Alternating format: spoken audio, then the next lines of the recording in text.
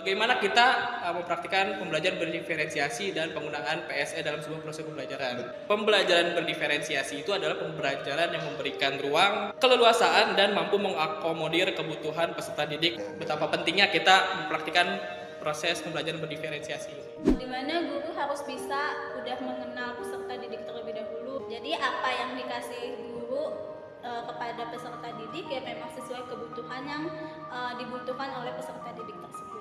Ternyata penting ya terkait tentang pembelajaran berdiferensiasi yang harus berkaitan gitu. Konsep atau hal baru yang bisa jadi tantangan itu yang pertama itu tentang kayak keterampilan untuk menumbuhkan si peserta didik ini mampu gitu mengelola ataupun kontrol dirinya. Bagaimana sih kita membuat materi biar semuanya itu bisa paham? Pertama kali dilakukan yaitu memberikan pertanyaan pemantik kepada siswa untuk mengingatkan kembali materi apa yang dijelaskan sebelumnya.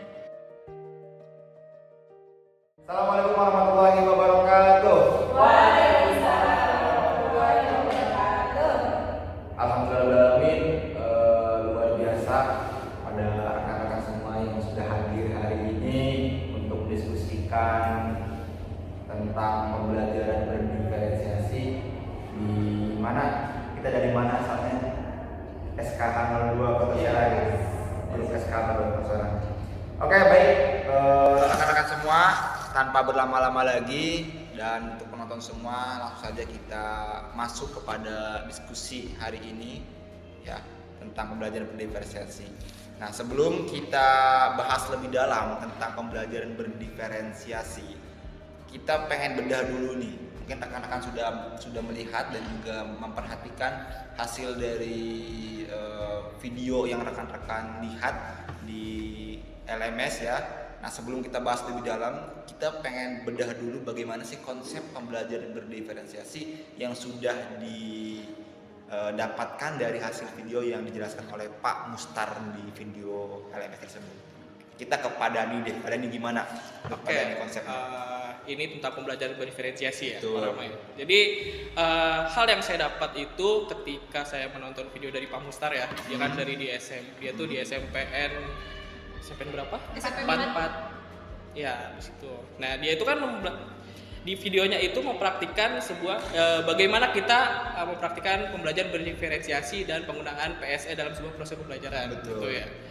Nah, yang saya dapat pembelajaran berdiferensiasi itu adalah pembelajaran yang memberikan ruang, keleluasaan, dan mampu mengakomodir kebutuhan peserta didik untuk meningkatkan potensi dirinya sesuai dengan kesiapan belajar. Terus juga bisa sesuai dengan minat dan profil belajar peserta didik yang berbeda-beda. Jadi kita itu sebagai guru yang saya lihat di videonya itu membuat sebuah proses pembelajaran yang menyesuaikan karakter setiap peserta didik yang sudah tadi saya jelaskan juga ya. Bukan hanya karakter, latar belakang, agama, ras gitu kan. Terus bagaimana cara dia belajar, terus kepribadiannya seperti apa. Apalagi kita kan di sini sekelompok sebagai guru BK ya. Betul. Ya, berarti kita sebelum memberikan sebuah pembelajaran kita harus tahu ini anak karakternya seperti apa. Terus kepribadiannya seperti apa. Nah, itu menurut saya konsep pembelajaran berdiferensiasi yang bisa saya dapat di video dari Pak Mustar itu sih. Jadi nggak disatukan di satu lingkup itu semuanya gabung di situ enggak, betul. tapi dipisah-pisahkan sesuai dengan kemampuan dan juga Latar belakang Iya. yang dimiliki oleh si peserta tersebut. Oh gitu. Penting ternyata Pak ya pembelajaran berdiferensiasi. Penting Pak, gimana ya, misalkan gitu ada anak yang cara belajarnya dia auditori. Betul. Terus guru ini dia malah melakukan pembelajaran yang kinestetik gitu kan, nggak nyambung gitu. Nggak nyambung, nggak sesuai. Dia belajar dominannya menggunakan suara gitu kan. Ya, betul. Bisa menggunakan audio atau podcast atau apa gitu. Nah, malah si gurunya menggunakan praktik secara fisik gitu. Itu Secara kan nanti malah menghambat dia dalam proses pembelajaran. Itu contoh yang bisa menghambatnya. Oh, oke. Betapa pentingnya kita mempraktikkan proses pembelajaran berdiferensiasi ini. Jadi untuk menunjang keberlanjutan pembelajaran ya, terutama dalam potensi yang dimiliki oleh peserta didik ya Pak ya. Ternyata penting pembelajaran berdiferensiasi itu yang harus dimiliki oleh seorang guru ya untuk menunjang pembelajaran dan juga membantu peserta didik ini mencapai titik keberhasilan dia sebagai peserta didik. Nah, setelah kita tahu bagaimana konsep yang tadi dijelaskan oleh Pak Dani, kita bedah secara bersama-sama. Sekarang kita pengen lihat nih bagaimana koneksi hal baru apa yang berkaitan dengan dengan pembelajaran berdiferensiasi ini. Nah, sekarang kita ke Ibu Nufus dan bagaimana Bu Nufus tanggapannya tentang koneksi tentang pembelajaran berdiferensiasi ini? Ya, jadi menurut saya koneksinya itu dalam proses pembelajaran berdiferensiasi itu di mana guru harus bisa udah mengenal peserta didik terlebih dahulu, terus sudah bisa mengelompokkan dari semua peserta didik di dalam kelas. Seperti contohnya kan saya PPL di SKH. Di SKH itu kan sekolah khusus, di mana anak-anak berbeda dari sekolah reguler pada umumnya. Jadi setiap siswa yang mau masuk ke SKH itu sebagian besar pasti mengikuti tes dari psikolog dulu. Jadi untuk mengetahui kebutuhan apa aja yang mereka butuhkan nanti ketika di dalam kelasnya. Terus juga kita bisa dari hasil itu mengelompokkan apa yang menjadi hambatan juga kepada si anak tersebut. Terus dari situ juga kita bisa nih untuk melihat fokus anak tersebut tuh dari seperti misalkan fokusnya ada yang melalui ice breaking terlebih dahulu, atau misalkan fokusnya dengan mengenal gambar atau warna. Dari situ juga koneksinya kepada anak nyambung gitu. Jadi apa yang dikasih guru kepada peserta didik ya memang sesuai kebutuhan yang dibutuhkan oleh peserta didik tersebut. Jadi pembahasan yang disampaikan kepada peserta didik itu berkaitan ya, dan ada koneksi juga di situ, jadi nggak terputus. Oke gitu. Ternyata penting ya Bu Nufus terkait tentang pembelajaran berdiferensiasi yang harus berkaitan gitu antara yang dibahas oleh seorang guru dan juga yang diterima oleh peserta didik, biar apa yang disampaikan itu bisa diterima secara penuh dan juga menyeluruh gitu oleh peserta didik. Nah pasti dari hal baru itu ada nih yang menjadi sebuah tantangan ya dalam sebuah pembelajaran. Pasti ada tantangan. Pasti ada. Nah sekarang saya pengen tanya ini beralih kepada Bu Nunung, bagaimana konsep dan juga hal baru nih yang belum bisa diterima ya dalam pembelajaran berdiferensiasi dan menjadi tantangan tentunya di situ. Pengen tanggapan dari Bu Nunung bagaimana? Oke, kalau menurut saya pribadi konsep atau hal baru ya yang dari video yang udah kita bahas gitu kan. Kalau dilihat dari sana mungkin kalau misalkan kita gabungin lagi nih ya ke dunia nyata, konsep atau hal baru yang bisa jadi tantangan itu yang pertama itu tentang kayak keterampilan untuk menumbuhkan si peserta didik ini mampu gitu mengelola ataupun kontrol dirinya. Karena kontrol diri itu ya bisa dibilang mudah tapi sulit gitu. Jadi betul. Mudah namun sulit kayak gitu kan. Yang kedua juga ada tentang kayak materi belajar berdiferensiasinya itu loh. Karena kan diferensiasi itu kan hitungannya kayak menyesuaikan gitu kan. Sedangkan kalau pada kenyataannya pembelajaran itu di umumnya sulit gitu kan kalau untuk disesuaikan ataupun berdiferensiasi. Mungkin kalau misalkan topiknya kita gitu kan kita yang guru BK sih oke gitu kan, kita kan emang udah diferensiasi dari lama gitu kan dari awal ya. Iya, dimana kita kan kayak pertama itu harus ada asesmen dulu, dimana asesmen itu kan macam-macam ya, ada pribadi sosial belajar karir, kita dikelompokkan, nanti ada yang jadi dunia klasikal kelompok, konseling kelompok dan konseling individu itu kan udah berdiferensiasi. Namun jika dikaitkan dengan pembelajaran yang utama, contohnya kayak di video yang tadi gitu kan, itu kan matematika kan umum gitu ya, lumayan sulit gitu kan. Meskipun emang sudah ditentukannya kayak misalkan dibagi kelompoknya gitu, namun kayak kalau dilihat secara pandangan sih pembagian kelompok itu kayak misalkan kelompok yang pertama, kalau di kelompok pertama itu kan kayak benar-benar dituntun banget nih gitu dari A sampai Z-nya. Di kelompok kedua cuman kayak ditegasin lagi, dan di kelompok terakhir cuman kayak dipantau doang. Itu kan kayak nanti pasti kan semua anggota kelompok itu kalau di pembelajaran umum belum tentu mereka paham gitu. Pasti hanya ada satu orang dua orang doang. Itu sih yang masih menjadi tantangan ya. Dimana bagaimana sih kita membuat materi biar semuanya itu bisa paham. berikutnya kayak memberikan sesi feedback. Kalau misalkan feedback itu kayak misalkan memberikan kesempatan kepada si siswa itu untuk menyampaikan kesimpulan pelajarannya. Mungkin kalau di sekolah yang udah elit gitu kan, yang umum bisa sih gitu kan feedback. Tapi kalau misalkan balik lagi kita di SKH, ya lumayan sulit gitu kan, pinter-pinter gurunya. Kalau misalkan emang ya tergantung ketunaannya juga gitu kan. Kalau misalkan cuma yang tunanetra atau ungu bisa aja gitu kan. Iya betul. Tapi kalau misalkan dengan yang wahu lagi gitu kan permasalahannya, ya lumayan sulit juga gitu. Dan yang terakhir itu ada pengaitan materi ajar dengan pembelajaran sosial emosional dan juga kearifan lokal, di mana sosial emosional itu kalau misalkan kita ucapin itu pasti sering gitu kan, sering kita Sering terdengar juga. iya sering ya. terdengar juga. Dan juga kayak misalkan sosial, kita tuh makhluk sosial ya kan, saling membutuhkan.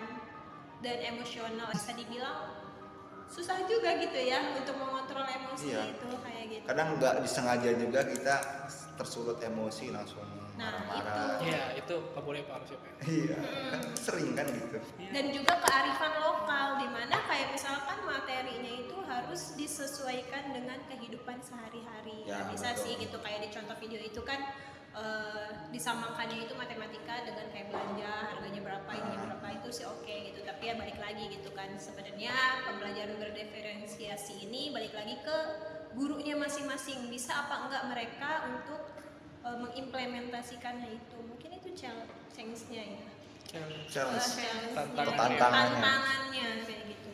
Ya kalau Iya. misalkan kita balikin lagi tarik kesimpulan dengan lokasi kita PPL, sebenarnya diferensiasi itu udah dari awal gitu kan, dimana ya kita tuh pasti menyesuaikan, balik lagi kayak Bu Nufus yang tadi disesuaikan gitu kan, dimana kayak kelas aja kita pasti disesuaikan dengan ketunaannya. Ketunaannya betul. Ya kan, terus juga kayak di kelas itu udah ditentuin kayak materi ajarnya seperti apa, itu kan berbeda-beda dari kreativitas dan lain sebagainya. Emang guru tuh dituntut untuk bisa membuat modul ajar ataupun media ajar yang bisa Kreatif ya Bang ya. Kreatif yang sesuai gitu ya Iya sih. sama kemampuan peserta didik. Dan tidak menutup kemungkinan guru juga akan kewalahan gitu kalau misalkan apa ya, kan pasti satu mata pelajaran atau kayak misalkan kita nih masuk nih di jam itu, pasti kan kita tuh harus banyak bikin media ajar, itu Iya. lumayan capek juga sebenarnya. Itu tantangan banget sih. Tantangan banget. Saya. Challenge. Tapi gini Bu, kalau misalkan kita melihat sebuah tantangan yang tadi disampaikan emang lumayan berat juga ya, terutamanya di sekolahan ya Khusus. ya kategori sekolahan khusus gitu kan ya Pak ya, kayak SLB gitu, sama di kita kan ya di Iya, SKA dia gitu. masih kita. Nah sebenarnya pembelajaran berdiferensiasi ini yang mengaplikasikan itu sekolahnya atau gurunya? Kalau menurut saya pribadi gurunya, tapi sekolahnya juga. Sekolah itu sebagai wadah tempat gitu kan, dimana sekolah itu sudah mengadakan atau menyediakan gitu kan, menyediakan pembelajaran yang berdiferensiasi. Tapi sekolah itu kan cuman ya gedung gitu kan, dimana guru yang memberikan Sebagai pembelajaran. praktik utamanya Bu. Oh, Kayak gitu. iya iya. Iya. Berarti peran utama itu adalah peran utamanya itu adalah seorang guru ini Iya. untuk mengaplikasikan pembelajaran berdiferensiasi. Gitu Tapi ya, Pak? kalau dipikir-pikir tuh ya dua bidang ini memiliki apa ya peran yang penting gitu Pak. Sekolah Iya, gimana? bisa sebagai pembuat apa Instansinya. kurikulum yang bagus tuh bagaimana Iya. agar bisa si guru ini menerapkan pembelajaran berdiferensiasi gitu. Sedangkan si gurunya ini bagaimana memanfaatkan aturan yang diberikan oleh sekolah atau ya kurikulum yang dibuat oleh sekolah agar dia bisa membuat yaitu materi atau teknik-teknik dalam proses pembelajaran yang menghargai diferensiasinya itu.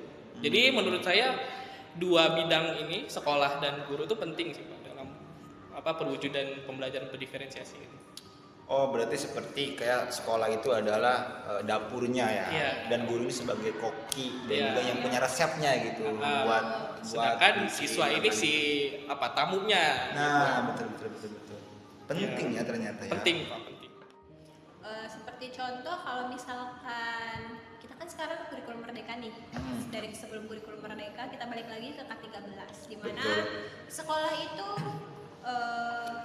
apa namanya, sebelum ini tuh sekolah ya kan yang sekolah itu kan dari perpindahan K13 ke kurikulum Merdeka itu kan bertahap kayak Merdeka Belajar ya kayak gitu kan. Jadi kayak misalkan sekolah itu menentukan kayak misalkan sekolah ini udah pakai kurikulum Merdeka apa enggak, apa belum. Kan di situ juga tuh kita memiliki kayak instansi itu kan kayak misalkan nih instansi A misalkan SMP 1 dan SMP 2 misal ini ya. Misalkan SMP 1 udah jadi sekolah penggerak. Ya kan ya sekolah penggerak namanya, di mana sekolah penggerak itu pure dari kelas 7 sampai 9 itu kan udah menggunakan kurikulum Merdeka, di mana dari sistem pembelajaran, guru-gurunya juga di situ kan udah benar-benar dipatenin gitu tentang kurikulum Merdeka seperti apa. Sedangkan di SMP 2 itu belum menetapkan kayak gitu sih intinya, kayak misalkan sekolah yang udah menerapkan berdiferensiasi dan belum Yang belum, berarti belum bisa dilihat gitu ya.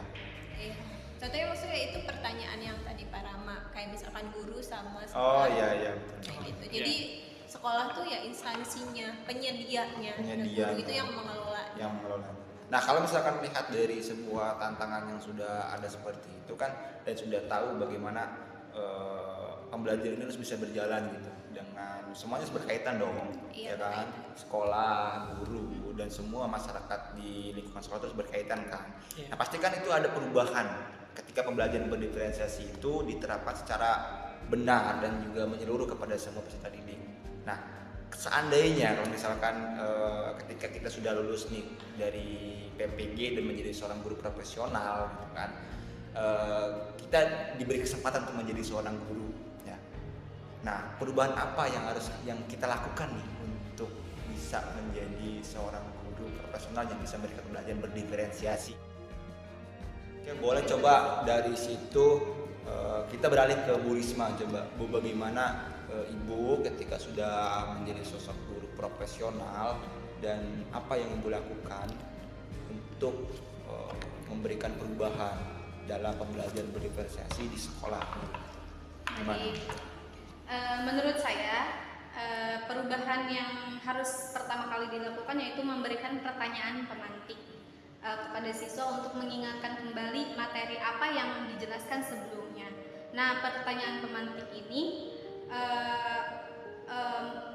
mengacu kepada supaya siswa itu bisa memahami materi yang dijelaskan oleh guru tersebut gitu ya.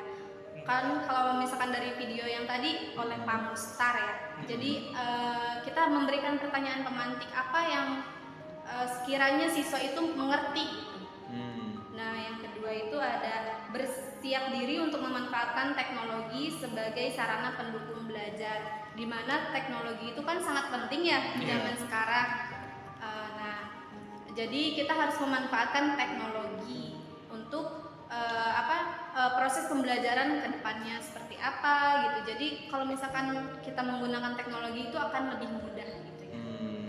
Nah, yang ketiga ada menanamkan pola pikir bahwa setiap siswa unik, setiap siswa memiliki latar belakang, gaya belajar dan minat yang bervariasi. Jadi kita di sini itu pola pikirnya harus sama dulu nih. Kalau misalkan siswa itu berbeda-beda, siswa itu unik, gaya belajarnya berbeda. Jadi kita harus bisa menyesuaikan apa yang harus dilakukan pada pembelajaran tersebut gitu.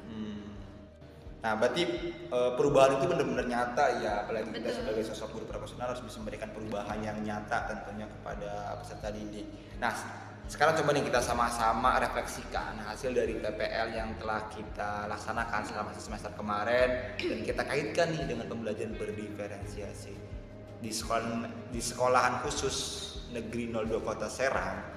Nah, kira-kira pembelajaran berdiferensiasi apa sih yang sebenarnya terjadi di sana gitu. Tapi kita nggak sadar gitu kalau itu sebenarnya pembelajaran diferensiasi gitu. Coba ada yang mau menanggapi?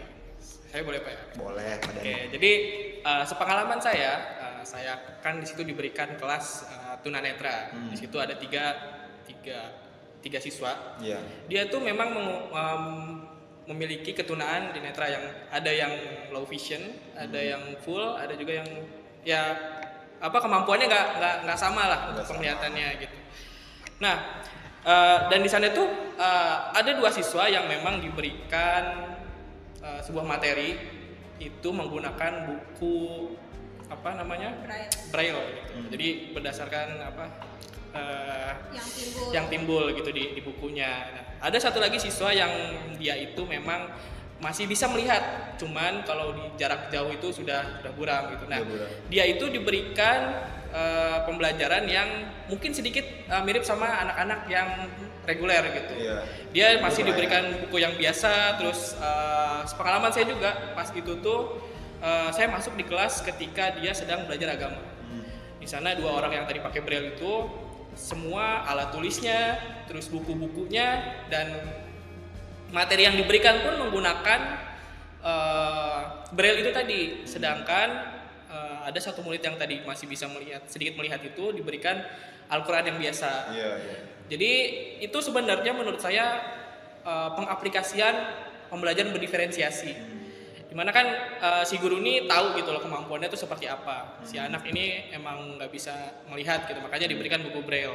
Sedangkan anak yang masih bisa melihat walaupun sedikit pun itu diberikan buku yang biasa, buku yang kita juga bisa melihatnya gitu. Nah, itu menurut saya penerapan pembelajaran berdiferensiasi yang baik menurut saya. Jadi nggak sama ya antara kategori tunanetra yang total dan juga low vision. Iya. Jadi kalau yang tunanetra yang total dikasihkan braille ya. Braille dengan jari. Gitu. Tapi kalau yang low vision yang masih ada pandangan entah 1 kilan gitu atau berapa senti gitu. Iya. Itu dikasih buku yang biasa. Gitu. Oh, itu jadi itu ya maksudnya pembelajaran berdiferensiasi.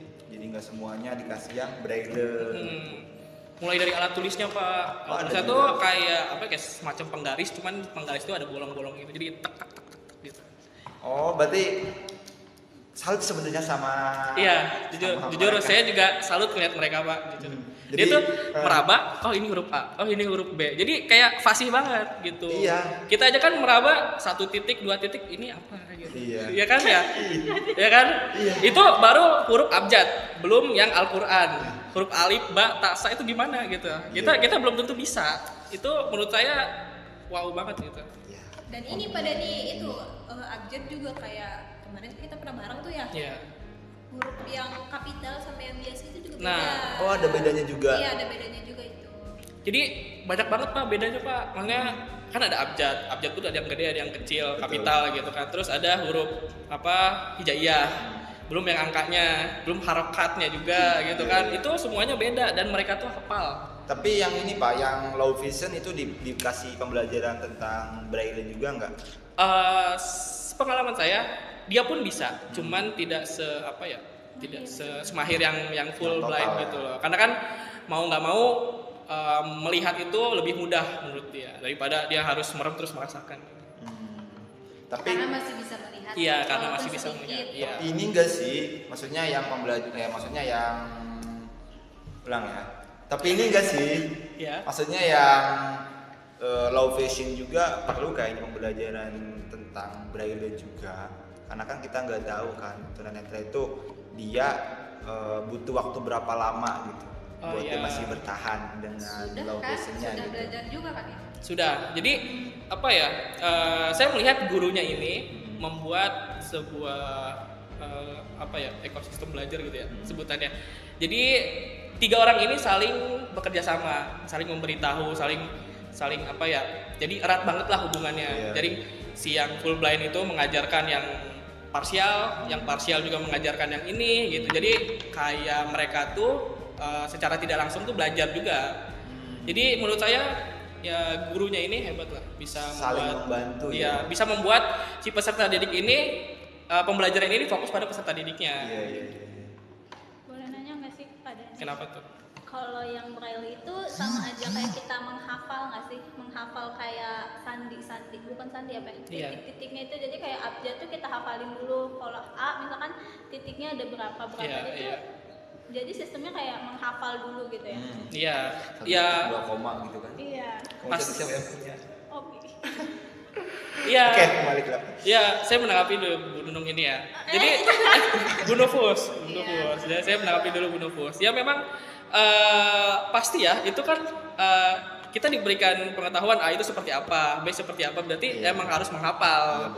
Cuman karena memang sudah terbiasa dari kecil diberikan huruf yang seperti ini, mereka tuh cepat Pak nulisnya. Jujur Iya. saya pernah mendikte mereka satu paragraf gitulah. Beberapa kalimat. Itu kecepatannya mungkin nggak sama kita yang nulis biasa, cuman masih bisa dibilang lumayan cepat. Itu jadi ya karena terbiasa jadi bisa. Terbiasa dan juga bisa Bu. Hebat ya. Ada mungkin dari yang lain tanggapan? Dan diingat ya Bapak Ibu, kalau misalkan bukunya itu nggak kayak kita buku kayak gini, tapi Iya. mereka tuh pakai HVS. Iya. Kalau kayak gini kan nggak bisa dicepret ya, kan itu sistemnya kayak gini, terus atas bawah di bolong. Jadi HPS-nya itu tebal ya. Tebal. ya, ya. HVS yang 80 gram. Jadi kalau misalkan dicolok pun timbulnya kerasa banget gitu. Yang 80 gram yang biasa kita buat skripsi. Oke, luar biasa ternyata.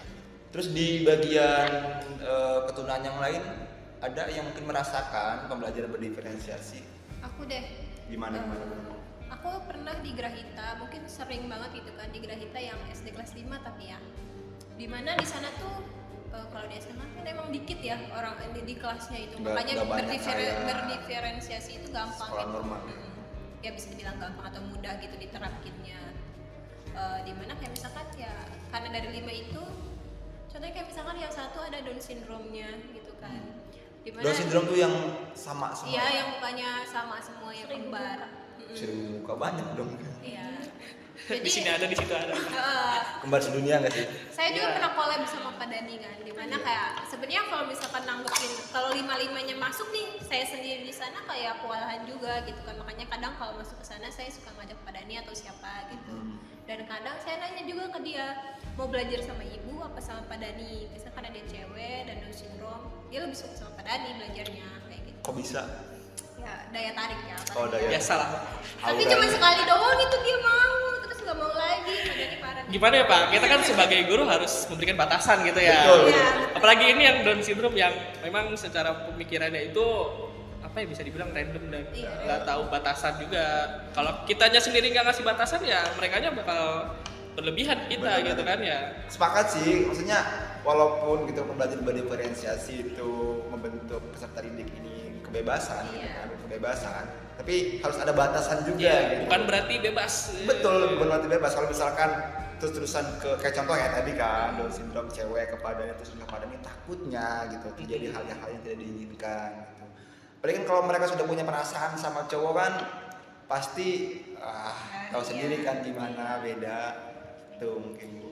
Oke, next ya. Itu kan satu. Jadi sebenarnya dia tuh kalau masuk mungkin sekarang awal-awalnya sih dia jarang masuk gitu ya. Mungkin kesini-sini baru tuh sering masuk dianterin orang tuanya bapaknya gitu kan. Jadi dia kalau masuk ke sekolah, kadang kalau dia nggak mau belajar dia tidur Di kelas. di kelas. Jadi di kelas tuh ada ranjang tidur yang buat kayak di pasien gitu kan. Dia tidur di sana. Nah oke lah kita tinggal dulu lagi ya kalau misalkan saya sendiri gitu. Saya ngurusin yang sisanya nih, dimana kayak misalkan di situ juga. Tapi yang sering masuk tuh 3 orang, cowok 1, 2 perempuan. Dimana kayak misalkan yang satu dia tuh kemampuannya masih bisa ini ya apa sih namanya, dia tuh baru bisa menebalkan gitu. Tapi dia tuh udah dicoba beberapa kali gitu kan, karena udah kelas 5 kan harusnya bisa ngetek kan, bisa nulis sendiri gitu tanpa harus menebalkan terus. Itu jadi kayak misalkan kalau di sana saya pasti bikin 2 atau 3 media ajar. Walaupun saya BK tapi kan kalau di SK kadang sambil ngasih materi Iya. juga kan disambungin ya. Jadi materi yang saya kasihkan itu media ajar untuk yang laki-laki ini pasti yang menebalkan kayak gitu kan. Yang kedua ada 2 siswa lagi, yang satu dia senang nulis, yang satu senang matematika. Tapi kadang saya samakan karena mereka tuh hitungannya udah bisa udah ngerti lah sedikit mah gitu. Jadi media ajarnya sama kayak gitu kan yang 2 ini, walaupun yang satu itu aktif gitu kan. Ketika kita nanya pelajarannya, maksudnya materinya apa, menyampaikan dia cepat paham kayak gitu. Meskipun yang satunya lagi lama gitu kan. Jadi kayak misalkan jadi kalau media ajar itu yang laki-laki itu pasti saya menebalkan, yang 2 ini pasti kayak misalkan misi kalau enggak atau apa gitu. Ataupun menggambar dulu nanti baru tebak-tebakan tuh, karena mereka itu belum bisa kayak misalkan kayak gini nih, mereka kalau nyalin bisa, tapi kalau misalkan kayak misalnya tulis ayam, kita nyebutin ayam, mereka tahu huruf, tapi mereka tuh nggak tahu cara nulis ayam itu seperti apa, harusnya A, Y, A, M. Tulisan ayam. Iya nggak, mereka tuh nggak bakal tahu gitu kan, urutannya. Tapi mereka kalau disuruh A, mereka tahu bisa nulis A. Oh kelas 1 baru. Iya, jadi kalau misalkan suruh mereka yang nulis langsung gitu kan, ayam itu tulisannya gimana sih gitu. Kadang mah sampai kayak coba nih dari kosakata gitu kan. Ayam, apa dulu huruf pertama A, huruf keduanya B, C, kadang random. Baru tuh dipulang lagi ayam, ayam. Oh Y katanya baru tuh, tapi lama itu. Itulah cara mengajar yang dua ini. Kalau yang satu dia pasti menebalkan terus kayak gitu kan. Tapi ada penjumlahan juga, dan di sana juga tetap, karena di mana yang satu ini yang menebalkan itu kadang males gitu belajarnya. Itu di kelas berapa, Bu? Kelas 5. Kelas 5. Semuanya sama kelas 5. Semuanya sama kelas 5 di situ.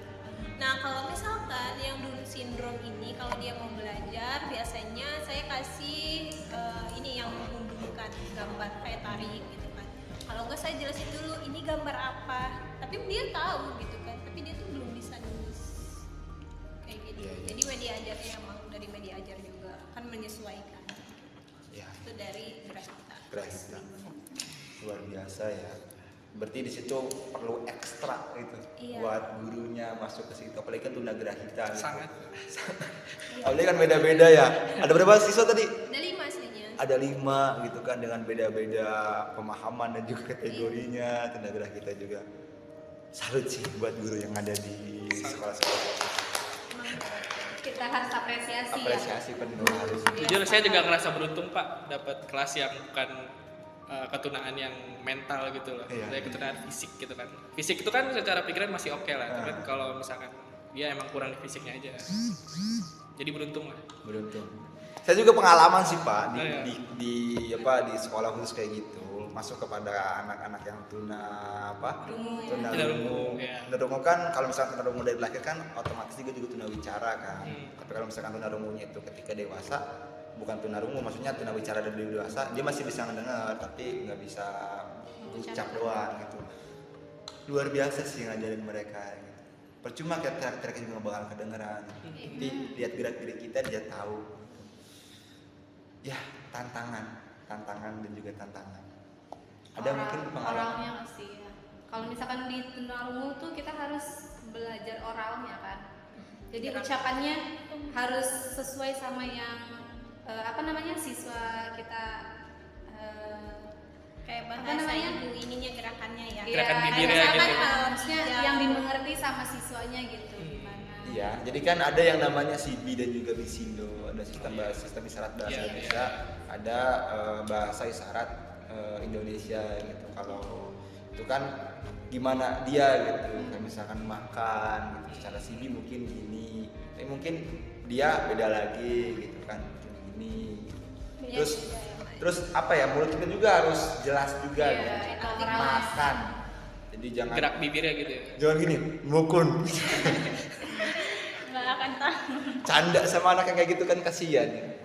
Dan mungkin pengalaman dari Bu Nupus buat Bu Risma. Mungkin saya pernah masuk di kelas SMA. Kategori apa itu? Grahita Grahita. sama Down syndrome. Terus ada tunadaksanya. Itu samain nggak belajarnya atau dibedain? Beda sih Pak, dari ketiga itu beda. Yang Down syndrome ini bukan nggak bisa ngomong ya, dia bisa ngomong tapi jarang banget ngomong. Terus yang daksanya itu bukan kekurangan fisik, tapi memang yang kayak apa ya, keterbatasan dalam bergerak gitu. Dia Tapi perempuan. normal secara Normal. fisik ada semua. Ada semua full, cuman gerakannya itu respon tubuhnya ya yang kadang auto Oh. auto yang gue gerak-gerak sendiri gitu Oh, loh. iya, otomatis gitu ya. Segera. Ya kan Itu gitu kan karena ada. motoriknya kan? Iya, emang motoriknya. dari lahir itu kayak Oh. gitu. Terus kalau yang Grahita ini IQ-nya aja sih Pak. Cuman kalau media pembelajarannya emang dari ketiganya itu berbeda-beda. Kayak yang Down syndrome yang bukan nggak bisa ngomong, yang jarang ngomong itu biasanya medianya kayak dikasih kayak pembelajaran di kelas Bu Nunung paling menebalkan kata-kata kalimat gitu. Jadi di si kalimatnya itu sudah ada titik-titik. Jadi misalkan hari ini hari Senin gitu. Jadi udah ada titik-titiknya. Jadi saya tinggal kasih ke dia, tapi dia bisa Pak mengikutinya. Tapi kalau untuk diajak bicara dia cuma paling senyum atau enggak melet gitu. Yang Down syndrome. Yang Down syndrome ini. Plus di kelas juga suka hilang. Hah? Yang Down syndrome. Hilang kemana? Jadi ada satu waktu itu kita cari di kelas, mau belajar di kelas. Harusnya kan masuk ke kelas ya, Kak. Tapi kita cari semua nggak ada. Di dalam kelas itu nggak ada si anak ini. Kita cari ke tempat tongkrongan biasa sama ibunya, kalau istirahat juga nggak ada. Bahkan ibunya juga nyari. Ternyata dia ada di kelas bawah. Ngapain Lagi dia? minum es. Oh, Es teh jus, udah duduk di pojokan aja gitu. Yang Down syndrome, pembelajarannya memang di kelas juga ya sama kayak tadi, menebalkan aja. Terus kalau untuk yang tunadaksa motoriknya itu dia pintar, Pak. Dia pintar matematika. Jadi kalau dikasih soal matematika dia cepet langsung tahu jawabannya gitu. Sedangkan kalau untuk yang anak Rahita ini fokusnya nggak terlalu lama. Jadi paling kayak 20 menit langsung nanya, Bu, jangan lupa ya kita hari ini pulang jam 11. Jadi iya tuh. iya, anak yang Rahita ini pasti selalu make sure kalau kita tuh pulang hari itu jam 11. Oh. Jadi even itu pembelajaran baru 5 menit atau 10 menit pasti dia langsung mengingatkan kembali gitu. Bu, jangan lupa ya kita jam 11 pulang. Ibu baru salam juga langsung diingetin. Yang enggak juga sih, maksudnya kayak Baru pembelajaran baru sebentar gitu. Iya. Terus itu sih yang daya ingatnya yang apa ya? Daya fokusnya yang kurang lama gitu. Oh. Terus pembelajarannya juga ya jadi tidak bisa disamakan di antara ketiganya. Betul. Berarti di situ random ya. Random. Yang, Maksudnya berarti itu ya, maksudnya ke apa? Tuna ganda ya. iya. Ada yang daksa, ada yang ada yang daksa, juga. double. Berarti ibu ketika masuk di kelas itu bawa pembelajaran juga, bahan ajarnya beda-beda juga dong. Beda-beda. Buat yang Rahita, buat yang sindrom, buat yang Iya. daksa. Oh gitu. Iya. Luar biasa ya pengalamannya. Bu Risma mungkin ada pengalaman di PPL-nya? Kalau saya sih pernah masuk ke kelas tunarungu SD ya. Tunarungu SD, di situ ada berapa orang ya? Ada 5 mungkin ya. Di situ SD kelas 3 atau kelas 1 gitu.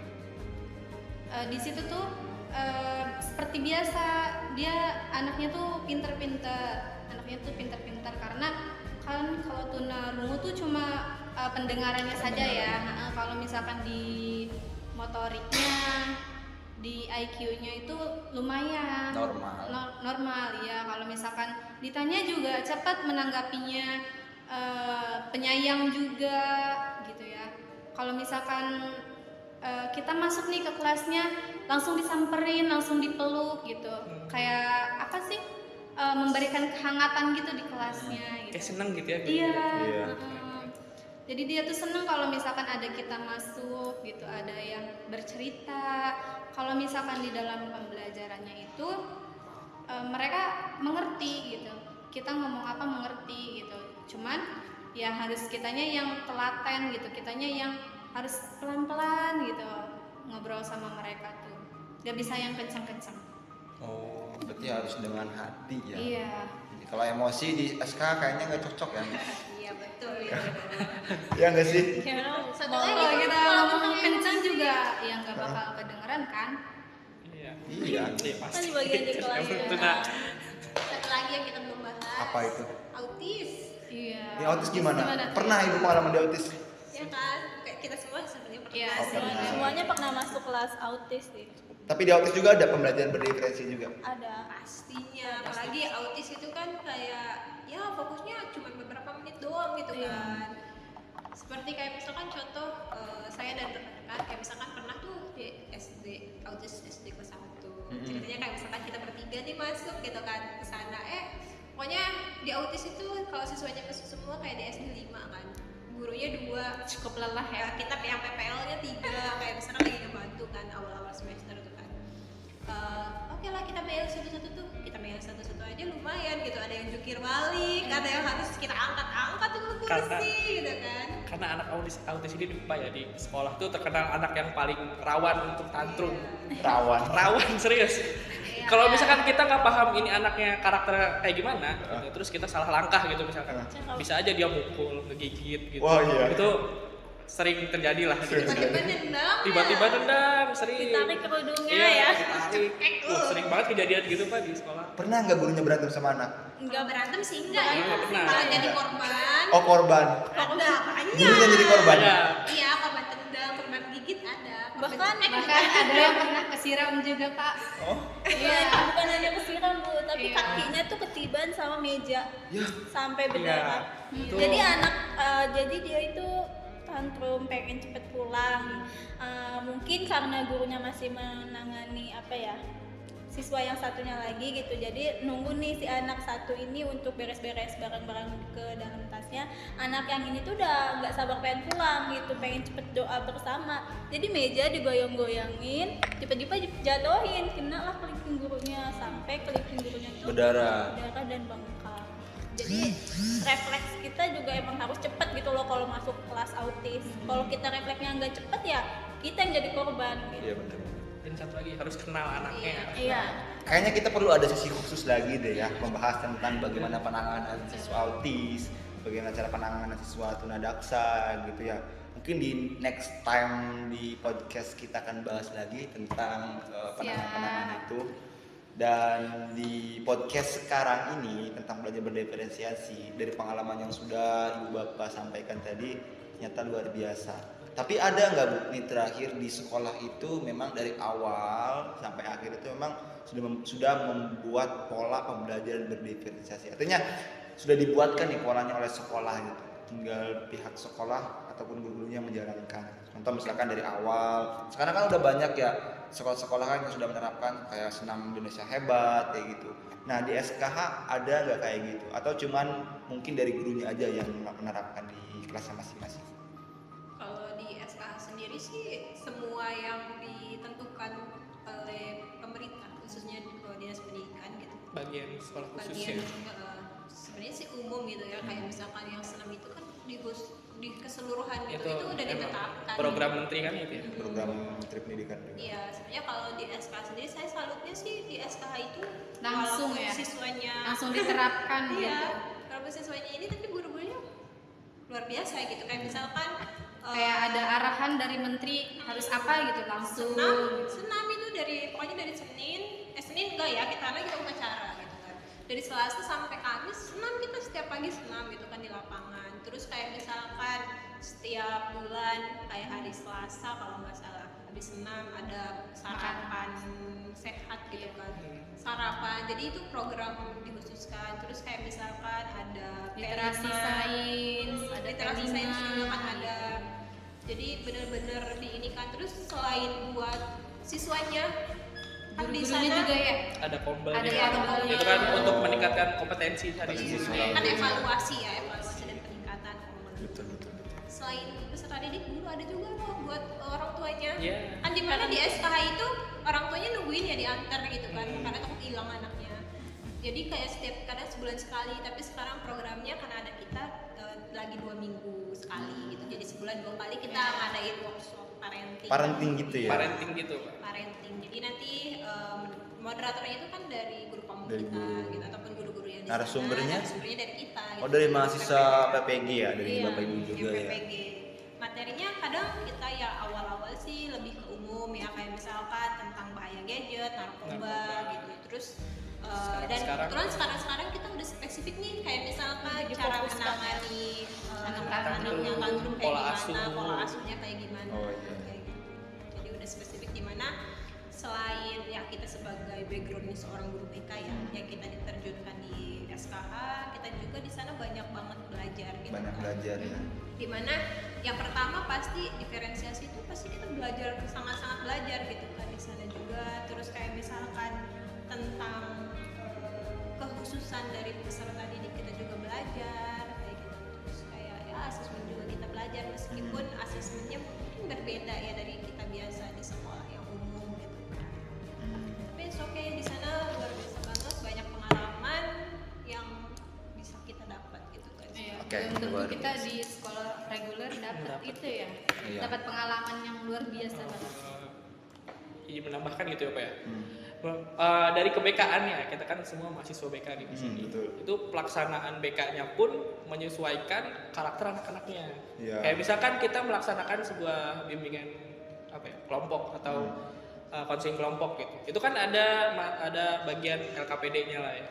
Itu kita memberikan LKPD yang sesuai dengan kemampuan mereka.